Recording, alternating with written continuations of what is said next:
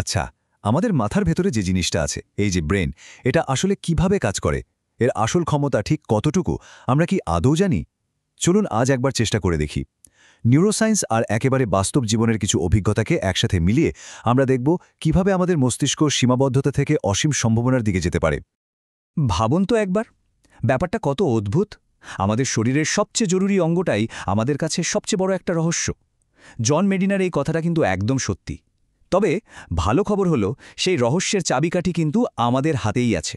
চলুন আজ সেই দরজাটা একটু খোলার চেষ্টা করা যাক। তো আমাদের এই যাত্রাপথে আমরা ঠিক কি দেখব? প্রথমে আমরা জানব আমাদের বিবর্তিত মস্তিষ্ক সম্পর্কে, মানে এটা কিভাবে তৈরি হলো। এরপর দেখব কখন আর কিভাবে মস্তিষ্ক ভেঙে পড়তে পারে। তারপর আমরা কথা বলবো এর একটা ইউজার ম্যানুয়াল বা ব্যবহার বিধি নিয়ে। আর সেখান থেকে আমরা যাব মনকে নতুন করে সাজানোর দিকে। আর সবশেষে কিভাবে নিজের আসল সম্ভাবনাকে উন্মোচন করা যায়, সেটা নিয়েই আমাদের আলোচনা শেষ হবে। তো চলুন শুরু করা যাক। আর শুরু করতে হলে আমাদের ফিরে যেতে হবে অনেক অনেক পেছনে। আমাদের আজকের এই আধুনিক মস্তিষ্কটা কিন্তু একদিনে তৈরি হয়নি। এটা আসলে লক্ষ লক্ষ বছরের বিবর্তনের ফল। চলুন দেখি টিকে থাকার সেই লড়াইটা কিভাবে এর ভিত্তিটা তৈরি করে দিয়েছিল। তাহলে এর মানেটা কি দাঁড়ালো? সোজা কথায়, আমাদের মস্তিষ্ক কিন্তু আজকের এই শান্তশিষ্ট অফিস বা ক্লাসরুমের জন্য ডিজাইন করা হয়নি। একদমই না। এটা তৈরি হয়েছিল একটা বুনো, অস্থিতিশীল পরিবেশে টিকে থাকার জন্য, যেখানে প্রায় সবসময় দৌড়ের ওপর থাকতে হতো। তার মানে আমাদের ব্রেনটা আসলে কোনো স্থিতিশীলতার জন্য তৈরি হয়নি, বরং প্রতিনিয়ত যে পরিবর্তন, সেই পরিবর্তনের সাথে খাপ খেয়ে নেওয়ার জন্যই তৈরি হয়েছে। কিন্তু এই যে এত অসাধারণ একটা অঙ্গ, এটাও কিন্তু ভেঙে পড়তে পারে। এটা বেশ ভঙ্গুর।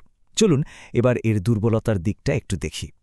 আমরা দুটো ভিন্ন দিক থেকে ব্যাপারটা বোঝার চেষ্টা করব।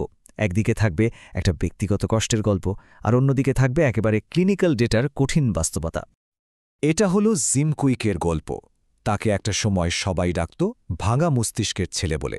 আর তার এই কথাগুলো, এগুলো আমাদের খুব স্পষ্টভাবে দেখিয়ে দেয় যে একটা নেতিবাচক ধারণা বা একটা লেবেল কিভাবে একজন মানুষের আত্মবিশ্বাসকে একেবারে ঘুরিয়ে দিতে পারে। সে সত্যি বিশ্বাস করতে শুরু করেছিল যে তার মস্তিষ্ক আর 10 জনের মতো না, এটা ভাঙা। তো এটা তো গেল ব্যক্তিগত অনুভূতির কথা। এবার ঠিক এর উল্টো দিকে থাকা এই ডেটাগুলোর দিকে একবার তাকান। বাংলাদেশে ট্রমাটিক ব্রেন ইনজুরি বা টিবিআই রোগীদের ওপর করা একটা গবেষণা থেকে এই ডেটা নেয়া। আর এটা দেখাচ্ছে যে মাথায় আঘাত লাগলে কিছু একেবারে মৌলিক শারীরিক প্রবৃত্তিতেও পরিসংখ্যানগতভাবে বিশাল পরিবর্তন আসতে পারে। এর মানে হল মস্তিষ্কের আঘাতের প্রভাবটা শুধু মানসিক না, এটা একেবারে শারীরিকভাবেও মাপা সম্ভব। মস্তিষ্কের এই ভঙ্গুর দিকটা দেখার পর স্বাভাবিকভাবেই একটা প্রশ্ন আসে, তাই না? যে একে সেরা অবস্থায় রাখার উপায়টা কি? ভালো খবর হলো, এর জন্য একটা ইউজার ম্যানুয়াল বা ব্যবহার বিধি আছে।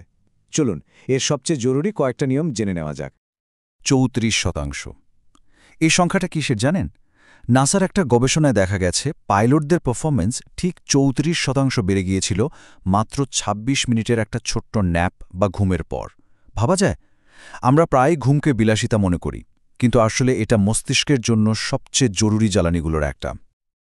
আরেকটা জরুরি জিনিস হলো ব্যায়াম। সহজ করে বললে, আমরা যখন শরীর চর্চা করি তখন আমাদের ব্রেনে বেশি করে রক্ত আর অক্সিজেন যায়, আর এর সরাসরি প্রভাব পড়ে আমাদের শেখার আর মনে রাখার ক্ষমতার ওপর। তার মানে শরীরকে সচল রাখা মানেই হলো আসলে মস্তিষ্ককেও সচল রাখা। দুটো একেবারে সরাসরি যুক্ত। আমরা অনেকেই কিন্তু খুব গর্ব করে বলি যে আমরা মাল্টিটাস্কিংয়ে দারুণ, কিন্তু সত্যিটা হলো মাল্টিটাস্কিং বলে আসলে কিচ্ছু নেই। এটা একটা বড়সড় ভুল ধারণা। আসলে যা হয়, আমাদের মস্তিষ্ক খুব দ্রুত একটা কাজ থেকে আরেকটা কাজে লাফিয়ে লাফিয়ে সুইচ করে, আর এই করতে গিয়ে ভুলের সম্ভাবনা বেড়ে যায় প্রায় 50% পর্যন্ত। মানে এটা দক্ষতার নামে আসলে অদক্ষতা ছাড়া আর কিচ্ছু না। আচ্ছা, অল্প স্বল্প চাপ কিন্তু মাঝে মাঝে আমাদের মনোযোগ বাড়াতে সাহায্য করে, কিন্তু দীর্ঘস্থায়ী মানসিক চাপ, ওটা হলো মস্তিষ্কের জন্য একেবারে বিষের মতো। এটা আমাদের মস্তিষ্কের শেখার যে কেন্দ্রটা আছে, মানে হিপোক্যাম্পাস, তাকে সরাসরি ড্যামেজ করে। তাই মনের যত্ন নেওয়াটা আসলে কোনো বিলাসিতা না, এটা মস্তিষ্কেরই যত্ন নেওয়া।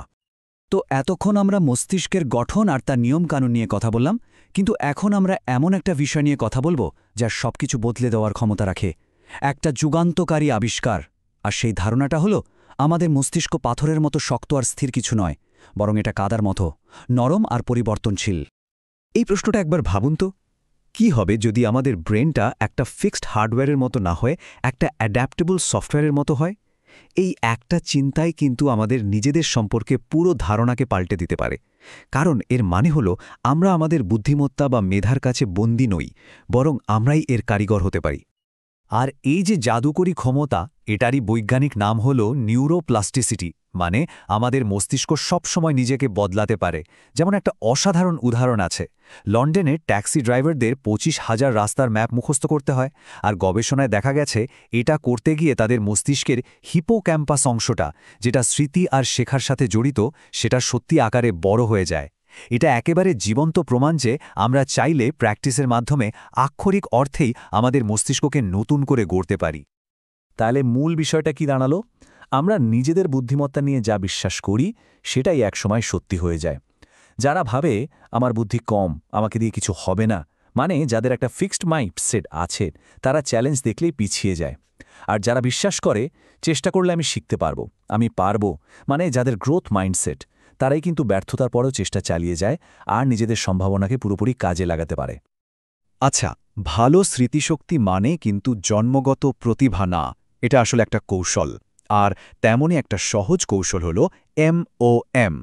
এম মানে হলো মোটিভেশন বা প্রেরণা, মানে কিছু মনে রাখার জন্য আপনার কাছে কি কোনো জোরালো কারণ আছে? ও হলো অবজারভেশন বা পর্যবেক্ষণ, মানে আপনি কি পুরো মনোযোগ দিয়ে জিনিসটা দেখছেন বা শুনছেন?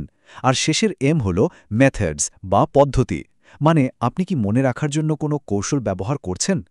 এই 3টে জিনিস ঠিকঠাক থাকলেই যে কোনো কিছু মনে রাখা সম্ভব। তাহলে দেখুন, আমরা এখন জানি যে আমাদের মস্তিষ্ক স্থির নয়, এটা পরিবর্তন হতে পারে। আর একে উন্নত করার জন্য কিছু টুলস বা সরঞ্জামও আমাদের হাতে আছে। এখন আসল প্রশ্নটা হলো, এই জ্ঞানকে আমরা আমাদের জীবনে কিভাবে কাজে লাগাবো? তবে একটা কথা সত্যি, আজকের এই ডিজিটাল দুনিয়া আমাদের মস্তিষ্কের জন্য কিছু নতুন চ্যালেঞ্জও তৈরি করেছে।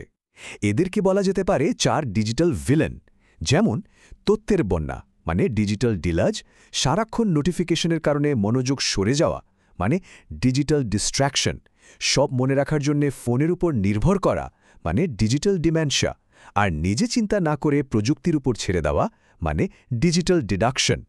এগুলো আমাদের শেখার পথে বাধা দেয় ঠিকই, কিন্তু ভালো খবর হলো এদের সাথে লড়াই করার শক্তি কিন্তু আমাদের হাতেই আছে।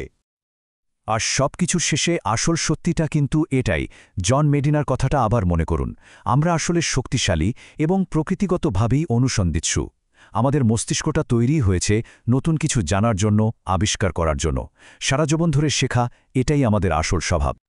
তাহলে শেষ কথা এটাই, আমাদের মস্তিষ্ক কিন্তু পাথরে খোদাই করা কোনো ভাগ্যলিপি নয়। এটা একটা জীবন্ত স্ক্রিপ্ট, যেটা আমরা নিজেরাই লিখছি। আর সেই স্ক্রিপ্ট লেখার কলমটা কিন্তু আমাদেরই হাতে। এখন সিদ্ধান্ত আমাদের নিতে হবে, আমরা কি সীমাবদ্ধতার গল্প লিখব, নাকি লিখব এক অসীম সম্ভাবনার গল্প?